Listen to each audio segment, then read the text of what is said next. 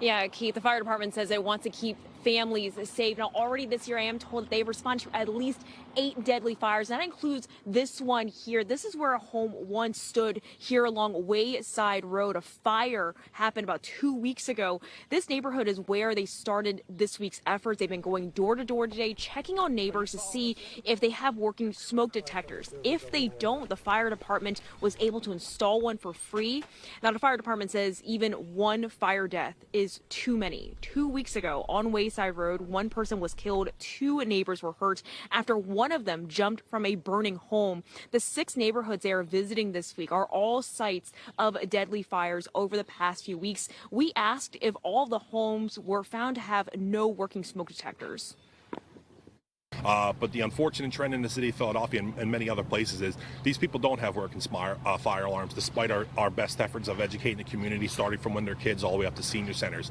People just still don't have working fire alarms. Back out here live, this door-to-door outreach lasts through Thursday, but people are reminded that they can call 311 to request a smoke detector and have the fire department install it for free. For now, reporting live in Somerton, Lili, Zheng, NBC 10 News.